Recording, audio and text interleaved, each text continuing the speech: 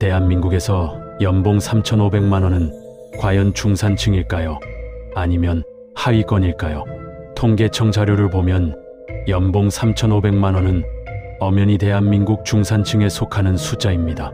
하지만 인터넷 세상에선 스스로를 하층민이라 부르며 불안해하죠. 이상하지 않나요? 3,500만 원이라는 숫자는 결코 적은 금액이 아닙니다. 그런데 왜 우리가 믿어온 평범함이라는 기준점은 매년 저 멀리 달아나기만 하는 걸까요? 오늘은 평균이라는 숫자가 우리에게 친교묘한 사기를 들여다보고 우리는 진짜로 어디에 있는지에 대해 알아봅시다. 지친 퇴근길, 스마트폰을 켜면 내가 가지 못한 세상이 파도처럼 쏟아집니다. 화면 속 누구는 평일 낮에 30만 원짜리 오마카세를 즐기고 또 누구는 일주일이 멀다 하고 유럽의 멋진 풍경을 배경으로 사진을 찍어 올리죠. 그런 사진들을 넘기다 보면 문득 이런 의문이 듭니다. 나도 분명 남들만큼 치열하게 공부했고 누구보다 성실하게 직장 생활을 해왔는데 왜 내 삶만 저들과 이토록 동떨어져 있는 걸까요? 이것이 바로 대한민국을 소리 없이 지배하고 있는 전시된 중산층의 역습입니다. 과거에는 내 주변 이웃의 소식 정도만 신경 쓰면 됐지만 이제는 SNS 필터를 거친 상위 1%의 가장 빛나는 순간들이 우리 삶의 평범한 평균이자 당연한 표준인 것처럼 우리 뇌를 집요하게 세뇌하고 있습니다. 문제는 이 전시된 삶이 기준점이 되면서 성실하게 사는 평범한 사람들을 순식간에 낙오자로 낙인 찍고 있다는 점입니다. 객관적으로 보면 스스로를 하층민이라 자조하는 이들 중 대부분은 사실 하층민이 아닙니다. 꾸준히 나오는 월급이 있고 가족과 함께 쉴 집이 있다면 통계적으로는 분명히 중산층 구간에 속해 있죠. 그런데도 우리는 입버릇처럼 나는 하층민이다, 이번 생은 망했다라고 말하며 자발적으로 빈곤을 연기합니다. 왜 이런 기괴한 현상이 벌어지는 걸까요? 바로 대한민국 중산층의 기준이 점점 더 멀어져 버리고 있기 때문입니다. 우리는 지금 상향 평준화의 지옥에 살고 있습니다. 서울에 자가 아파트 한 채는 있어야 하고 연봉은 최소 5천은 찍어야 하며 1년에 한두 번은 해외여행을 다녀와야 비로소 이제 겨우 중산층 됐네라고 안도하는 사회가 된 거죠. 남들과 끊임없이 비교하며 기준치를 계속 위로 올리다 보니 아무리 열심히 사다리를 타고 올라가도 정상은 늘 저 멀리 달아나 버립니다. 결국 대한민국에서 중산층은 더 이상 상태를 나타내는 지표가 아니라 도달할 수 없는 신기루가 되어버린 셈입니다. 여기에 과거 부동산 가격 폭등기 때 겪었던 벼락거지 트라우마가 기름을 붓습니다. 가만히 있으면 뒤처진다는 공포, 나만 사다리에서 떨어졌다는 박탈감이 우리를 더 자극적인 비교의 궤도 위로 밀어넣었습니다. 하지만 여러분, 이제 잠시 스마트폰 화면을 꺼보시죠. 지금 여러분이 보고 있는 그 화려한 사진들 뒤에 숨겨진 진짜 통장 잔고를 들여다본 적이 있나요? 겉으로는 완벽해 보이는 그 전시된 중산층이 사실은 얼마나 위태로운 모래성 위에 서 있는지 그 실체를 마주할 용기가 필요합니다. 여러분이 느꼈던 그 박탈감은 여러분의 잘못이 아닙니다. 교묘하게 설계된 통계의 함정과 시스템의 장난 때문이죠. 여러분이 생각하는 대한민국 중산층의 기준은 무엇입니까? 어디 가서 물어봐도 대답은 비슷합니다.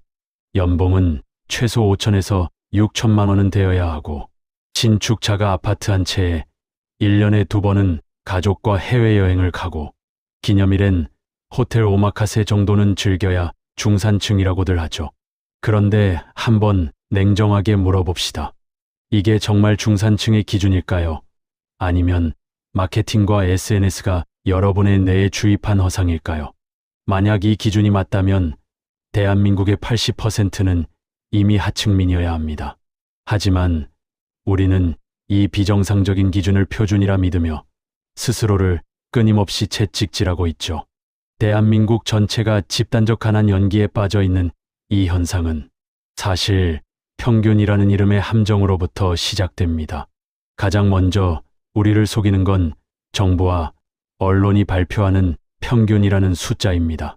최근 통계청 자료를 보면 대한민국 가구당 평균 순자산은 약 4억 7,144만 원에 달합니다. 5억 원에 육박하는 금액이죠. 연봉은 또 어떻습니까? 근로자 평균 연봉은 약 4,680만 원 수준입니다. 통계학에는 유명한 농담이 있습니다. 빌 게이츠가 동네 허름한 술집에 들어오는 순간 그 술집 안에 있는 모든 손님의 평균 자산은 순식간에 수조 원으로 뜁니다. 술집 주인이 갑자기 세계적인 부자가 된 걸까요? 아니죠. 상위 0.1%의 초고액 자산가가 하위 99.9%의 현실을 통계적으로 지워버린 겁니다. 대한민국 자산 통계도 정확히 이 지점에 있습니다. 상위 10%의 자산가들이 가진 천문학적인 부가 전체 평균치를 멱살 잡고 끌어올리고 있는 셈입니다. 평균 4억 7천만 원이라는 숫자는 현실이 아니라 강남의 수십억 아파트와 회장님들의 주식 자산이 만든 통계적 착시일 뿐인 겁니다. 진짜 대한민국 시민의 얼굴을 보고 싶다면 평균이 아니라 중위값을 봐야 합니다. 전체 가구를 자산 순서대로 한 번부터 꼴찌까지 한 줄로 세웠을 때 딱 정중앙에 서 있는 사람의 숫자 말입니다. 자, 이제 진짜 거울을 마주할 시간입니다. 대한민국의 순자산 중위값은 2억 원대 후반에서 3억 원대 초반에 불과합니다. 평균치보다 무려 2억 원 가까이 낮죠. 실제로 대한민국 전체 가구의 56.9%가 순자산 3억 원 미만에 몰려 있습니다. 10가구 중 6가구는 여러분이 생각하는 그 화려한 중산층 근처에도 못 가고 있다는 뜻입니다. 소득은 더 적나라합니다. 대한민국 직장인의 중위소득은 세전 약 295만 원, 연봉으로 치면 약 3,540만 원 수준입니다. 여기서 세금 떼고 보험료 떼고 나면 실제로 손에 쥐는 돈은 300만 원이 채 되지 않는 250만 원 남짓입니다. 이게 대한민국 거리의 진짜 민낯입니다. 여러분이 퇴근길 지하철에서 마주치는 그 수많은 사람 중 절반 이상은 월 200만 원 초반대의 돈으로 한 달을 버텨내고 있다는 겁니다. 그런데 왜 우리는 이 평범하고 성실한 삶을 실패작이라고 느끼는 걸까요?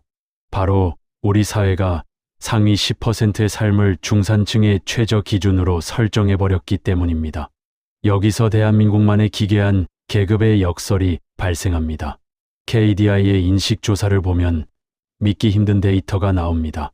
객관적인 지표로 상위 20%에 속하는 소위 상층이라 불리는 사람들 중 무려 80%가 자신을 중산층이라고 생각합니다.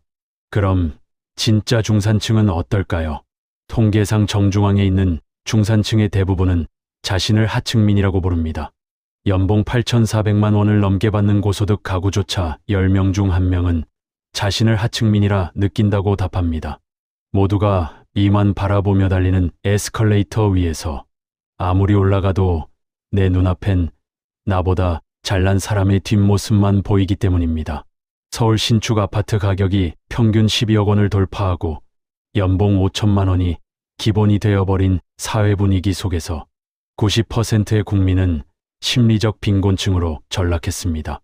우리는 지금 상향 평준화의 지옥에 갇혀 있습니다. SNS 속에 필터링된 삶을 표준이라 믿으며 내가 가진 소중한 것들을 스스로 부정합니다. 내 통장의 숫자는 분명 중산층인데 내 마음은 늘 한겨울 길거리처럼 춥고 가난한 거죠. 이건 단순한 심리적 문제가 아닙니다. 대한민국이라는 시스템이 정교하게 설계해 놓은 구조적 결함입니다. 숫자는 분명 당신에게 이 정도면 괜찮다고 말하고 있습니다. 그런데 도대체 왜 우리의 삶은 이토록 고달프고 위태로운 걸까요? 그 이유는 숫자가 아닌 타인의 시선에 있습니다. 대한민국은 전 세계에서 가장 밀도가 높은 나라입니다. 타인과의 비교가 생존 본능처럼 작동하는 이곳에서 우리는 내가 얼마나 가졌는가로 만족하는 것이 아니라 남보다 얼마나 더 가졌는가로 내 가치를 증명하려 합니다. 이 비교의 무서운 점은 결승선이 없다는 것입니다. 30평대 아파트에 들어가면 40평대가 보이고 국산 차를 타면 수입차가 눈에 밟힙니다. 사회가 정해놓은 가짜 표준에 맞추기 위해 내 통장의 현금 흐름을 희생시키는 행위. 이것이 우리를 심리적 가난에서 벗어날 수 없게 만드는 결핍의 굴레입니다. 나만 뒤처질지 모른다는 생존의 강박은 우리를 더 깊은 비교의 늪으로 밀어넣고 있습니다. 이제 냉정하게 대한민국이라는 구조 속에서 당신의 진짜 좌표를 확인해 봅시다. 그리고 그 위치에서 벗어나기 위해 무엇을 해야 하는지 명확한 전략을 세워야 합니다. 가장 먼저 대한민국 경제에 무릎을 지탱하고 있는 하단 30%의 사람들을 봅시다. 이들은 통계적으로 세후 월 실수령액 200만 원 초반 이하, 순자산 1억 원 미만의 구간에 해당합니다. 이 단계에서 가장 경계해야 할 것은 중산층의 생활 양식을 무리하게 받아들이려는 시도입니다. 남들이 다 하니까 나도 해야 한다는 생각으로 지출되는 배달 음식이나 할부 결제, SNS를 의식한 소비는 결국 개인의 경제적 토양을 황폐하게 만듭니다. 지금 이들에게 필요한 것은 거창한 투자 계획보다는 실질적인 현금 동원력입니다. 수익률을 따지기 전에 단돈 50만 원이라도 시드머니를 만들어낼 수 있는 저축의 근육을 먼저 키워야 합니다. 타인의 시선에 맞춘 소비를 하기보다는 더 높은 곳으로 올라가기 위한 기초 자금을 확보하는데 모든 화력을 쏟아야 할 때입니다. 다음으로 대한민국 경제의 중단에 위치한 흔히 중산층이라 부르는 60% 이하의 구간을 봅시다.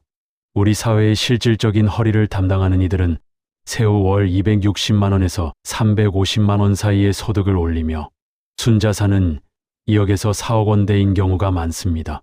이들은 대부분의 자산이 부동산이나 전세 자금에 묶여 있는 전형적인 유동성 빈곤 상태일 가능성이 높습니다. 겉으로만 봐서는 평범하고 안정적이어 보이지만 예기치 못한 지출이나 금리 변동 같은 외부 충격에 가장 취약한 사람들이기도 하죠. 그렇기에 이 구간에서는 자산의 다각화가 무엇보다 중요합니다. 모은 돈을 오직 부동산이라는 콘크리트 아래에만 묻어두지 말고 작게라도 매달 현금이 나올 수 있는 파이프라인을 시작해 볼 필요가 있습니다. 남들만큼은 산다는 안도감에 취해 성장을 멈추기보다는 자산의 체질을 개선하여 더 유연한 경제적 구조를 만들어야 할 시점입니다.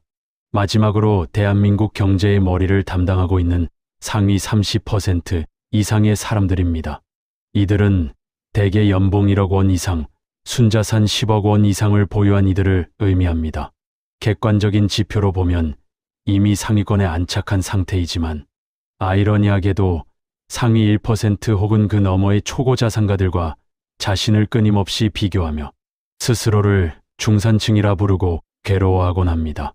가짜 중산층이라는 기준에 가장 깊게 가스라이팅을 당한 집단이기도 하죠. 만약 본인이 이 위치에 있다면 이미 충분히 잘해왔다는 사실을 먼저 인정해야 합니다. 이제는 남들보다 더 많이 버는 것보다 내가 가진 자원으로 어떻게 자유로워질 것인가에 집중해야 합니다. 중산층이라는 집단적 착각과 비교에서 벗어나는 순간 비로소 당신이 일궈온 자산이 주는 진짜 여유와 권력이 시작될 것입니다. 결국 대한민국에서 산다는 것은 누군가 설계해 놓은 기형적인 점수판에 내 인생을 억지로 끼워 맞추는 고통스러운 과정이었습니다. 우리가 스스로를 하층민이라 부르며 자책했던 진짜 이유는 우리의 시선이 내 삶이 아닌 SNS 속 화려한 가짜 일상에 고정되어 있었기 때문입니다. 이제는 우리 스스로에게 물어봐야 합니다. 과연 우리는 우리의 삶을 진짜로 돌보고 있습니까? 우리는 언제까지 누군가 정해놓은 평균이라는 허구의 점수판을 보며 하나뿐인 내 인생의 등수를 매기며 살아야 할까요? 대한민국이 설계한 이 기형적인 중산층 레이스에서 승자는 없습니다. 결승선이 계속 뒤로 밀려나기 때문입니다. 이제 숫자가 주는 공포에서 기꺼이 걸어 나오십시오. 당신의 가치는 타인의 시선이 만든 엑셀 차트위가 아니라 그 가짜 표준을 거부하고 당신만의 경제적 주권을 되찾는 그 지점에서 다시 쓰일 것입니다.